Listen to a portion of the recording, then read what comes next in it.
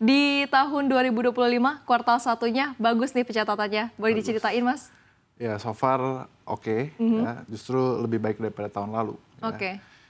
Kita balik lagi, kita banyak supply ke industri-industri yang stabil, yang relatif stabil, seperti consumer goods, seperti pulp and paper, dan bahkan kita sudah mulai menggarap prospek-prospek baru juga di kuartal 1 di 2025 ini. Jadi so far so good, dan ke depannya saya expect akan grow di tahun ini.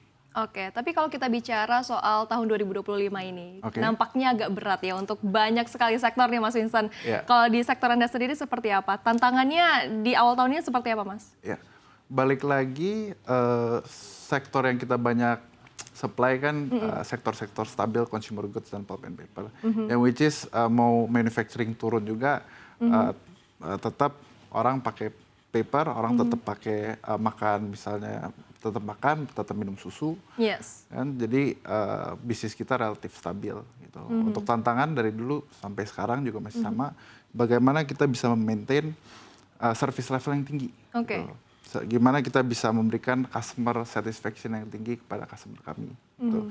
Dengan memberikan high availability dan low downtime juga. Gitu. Oke. Itu tantangan kami dari dulu, sekarang, dan akan terus berdatang. Karena kita bukan fokus pada mungkin kompetitor kami atau enggak faktor-faktor eksternal. Kita fokus pada customer satisfaction. Dan itu kunci kesuksesan kami dan akan kita tetap lanjutkan ke depannya. Oke, nah jika dibandingkan dengan tahun sebelumnya nih Mas, 2024 gitu ya, kita anggap saja. Ada situasi yang berubah nggak Mas? 2024. Ya, dengan tahun ini. Yang berubah sih kenaikan growth pada revenue dan profit kami ya. Dengan tambahnya dan ekspansinya kita ke wilayah-wilayah baru, misalnya kan. Kita ada mulai main di Kalimantan gitu kan, dan kita menggunakan forklift lithium juga yang sekarang lagi viral banget gitu. Itu membuka opportunity baru kita untuk grow gitu kan. Jadi dibandingkan 2024, 2025 justru akan lebih baik lagi.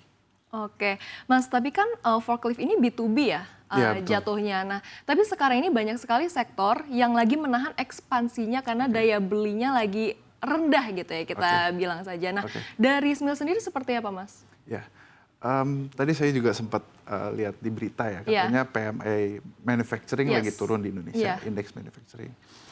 Nah, bisa kita lihat lagi, maksudnya misalnya PMI manufacturing itu indeks ya. Kalau misalnya kita ngomongin indeks, berarti IHSG indeks juga. Yes. IHSG turun bukan artinya semua saham turun. Kan? Sama seperti PMI manufacturing. Dimana PMI-nya turun, belum tentu subsektor seperti consumer goods, seperti pulp and paper, seperti logistics, itu turun juga. Justru consumer goods dan pulp and paper sekarang lagi ekspansi. Gitu kan. Dan juga justru yang banyak, yang lagi turun banyak otomotif sekarang. Itu memang banyak bisa dibilang efisiensi dari bidang mereka. Tapi karena kita bisnis mainnya kontrak, kalau misalnya kita udah kontrak 3 tahun, mau bisnis dia naik atau turun, mereka harus tetap menghormati kontraknya dan tetap menjalankan kewajiban mereka merental misalnya 50 unit, ya mereka harus tetap bayar 50 unit. Jadi untuk sekarang sih belum terdampak ya. Oke, berarti dengan terkoreksinya manufaktur Indonesia yang saat ini kan 46,7 ya, berarti tidak ada dampak langsung ya terhadap layanan Smil juga? Tidak ada, oke. Nah, bagaimana sih Mas Anda merespon begitu ya dengan adanya penurunan ini? Kan takutnya nih, sekarang tidak terdampak begitu. Nah, tapi kita nggak tahu nih ke depannya seperti apa. Bagaimana responnya Mas? Untuk sementara ini kita belum merasakan dampaknya. Karena balik lagi kita banyak di sektor-sektor yang resilient in tough times gitu. Bahkan di 2021 waktu itu pandemik, itu tough time buat everyone. Tapi justru kita mencetakkan all time high pada tahun itu. Gitu. Jadi selama ini during tough time kita tetap resilient, karena balik lagi kita banyak supply ke industri-industri yang resilient juga. Namun untuk kedepannya kita harus selektif juga untuk memilih customer. Gitu. Kita harus cek juga ini apakah customer lagi ibaratnya resilient nggak. Gitu. Jadi kita nggak bisa semena-mena dapat order ambil. Kita harus cek backgroundnya dulu, apakah perusahaan sehat. Jangan tengah-tengah jalan ternyata manufacture-nya turun, forklift kita dipulangin juga. Jadi itu balik lagi strategi kita, pinter-pinter kita gimana kita bisa seleksi customer yang bagus juga. Nah, si forklift ini kan butuh maintenance ya Mas ya. Untuk spare part-nya sendiri seperti apa sih? Ini kan secara global begitu ya, kondisinya lagi lumayan gonjang-ganjing gitu. Spare part stabil sih, so far so good. Karena mayoritas dari spare part kita kan dari China ya. Dan China mereka produksi sendiri juga. Jadi supply chain sangat-sangat aman. Kan? Justru kemarin saya sempat ngobrol-ngobrol sama vendor saya dari China. Domestic market di China justru lagi kurang bagus. Jadi mereka lagi fokus di Asia Tenggara.